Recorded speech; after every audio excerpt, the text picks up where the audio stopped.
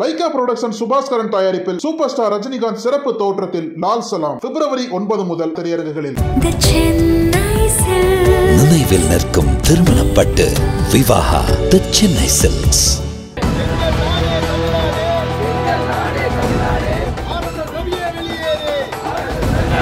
தமிழ்த்தாய் வாழ்த்து பாடக்கூடாதா? ஆட்டுக்கு தாடியும் தேவையில்லை, நாட்டுக்கு கவர்னரும் தேவையில்லை.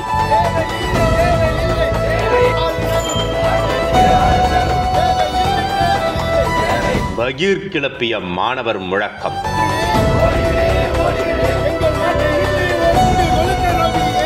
பரபரக்கும் பொள்ளாச்சி வீதிகள்.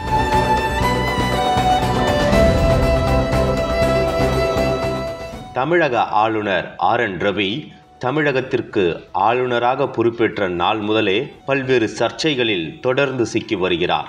ஆளுநர் RN ரவி கடந்த ஆண்டு ஜனவரி மாதம் சட்டப்பேரவை கூட்டத்தொடர் தொடங்கிய போது தமிழ்நாடு அரசு தயாரித்த உரையை முழுமையாக வாசிக்காமல் அதில் இடம்பெற்றிருந்த தந்தை பெரியார், அண்ணல் அம்பேத்கர், பெருந்தலைவர் காமராசர், அறிஞர் அண்ணா, டாக்டர் கலைஞர் உள்ளிட்ட பெயர்களை திட்டமிட்டு தவிர்த்திருந்தார்.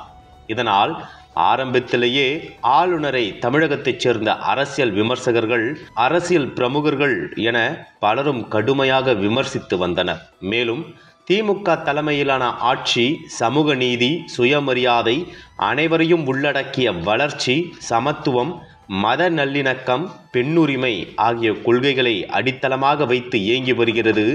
இதனை குறிக்கும் வகையில் அமைந்துள்ள வரிகளை உரையில் இருந்து நீக்கிவிட்டு படித்துள்ளார். இந்த விவகாரமே பெரும் சர்ச்சையை உண்டு செய்திருக்கும் நிலையில் சட்டப்பேரவையில் நாட்டுப்பண் இசைக்கும் போதே யாரும் எதிர்பார்க்காத சமயத்தில் அவையில் இருந்து எழுந்து வெளியேறியிருந்தார். இந்த செய்தி தமிழகம் முழுவதும் பரவியது. இதற்கு தமிழ்நாடு முழுவதும் உள்ள பலரும் கடுமையாக விமர்சனம் செய்து வந்தனர். இந்நிலையில் 2024ஆம் ஆண்டுக்கான கூட்டத்தொடர் கடந்த சில தினங்களுக்கு முன்பு தொடங்கியது. சட்டப்பேரவையின் மரபுக்கு எதிராக தேசிய கீதத்தை தொடக்கத்திலேயே இசைக்க வேண்டும் என்று ஆளுநர் கோரிக்கை வைத்தார்.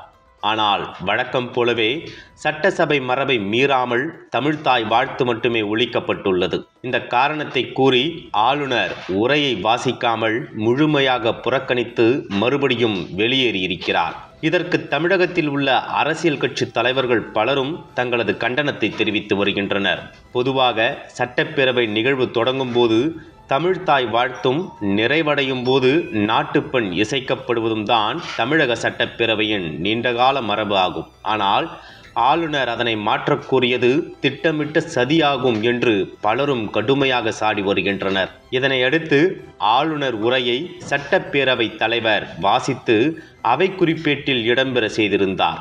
இது குறித்து சட்டப்பேரவை தலைவர் ஆளுநர் RN ரவி தொடர்ச்சியாக மக்களால் தேர்ந்தெடுக்கப்பட்ட அரசுக்கு எதிராக அரசியல் சட்ட நெறிமுறைகளை மீறி தொடர்ந்து செயல்பட்டு வருவது ஏற்றுக்கொள்ள முடியாது என கூறியிருந்தார்.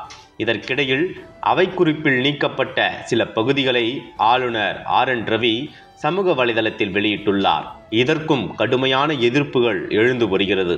இது குறித்து சமூக ஆர்வலர்கள் மற்றும் அரசியல் கட்சி தலைவர்கள் என பலரும் பல்வேறு விதமாக தங்களின் கண்டனங்களை பதிவு செய்து வருகின்றனர். இது ஒரு புறம் இருக்க, தமிழக ஆளுநரின் இந்த செயலை கண்டித்து பல்வேறு கல்லூரிகள், பல்கலைக்கழகங்களில் உள்ள மாணவர் அமைப்புகள் தங்களின் கண்டனத்தை பதிவு செய்யும் விதமாக கண்டன ஆர்ப்பாட்டங்களை நடத்தி வருகின்றனர். இந்நிலையில் சட்டசபை கூட்டத்தில் கலந்து கொண்ட ஆளுநர் ரவி முதலில் தேசிய கீதம் ஒலிக்க வேண்டும் என திட்டமிட்டு பிரச்சனையை ஏற்படுத்துகிறார் என கூறி பொள்ளாச்சி அரசு கலைக்கல்லூரி மாணவ மாணவிகள் மற்றும் பொள்ளாச்சி நகர திமுக மாணவரணி சார்பாக ஆளுநர் ரவியின் செயலை கண்டித்து ஆர்ப்பாட்டம் நடத்த திட்டமிட்டுள்ளனர். அதன்படி கல்லூரியின் முன்பு திட்டமிட்டபடி திடீரென 100க்கும் மேற்பட்ட மாணவர்கள் குவிந்துள்ளனர். இதனையடுத்து கல்லூரிக்கு முன்பு ஏராளமான போலீசார் குவிக்கப்பட்டுள்ளனர். ஆனாலும் போராட்டத்தை கைவிடாத மாணவர் அமைப்பு ஆளுநர் ரவிக்கு எதிராக கடுமையான கண்டன முழக்கங்களை எழுப்பியுள்ளனர். இதனால் அங்கு சிறிது நேரம் பதற்றமான சூழல் உருவாகியது. குறிப்பாக ஆட்டுக்கு தாடியும் நாட்டுக்கு கவர்னரும் தேவையில்லை என மாணவர்கள் விண்ணதிர முழக்கமிட்டுள்ளனர்.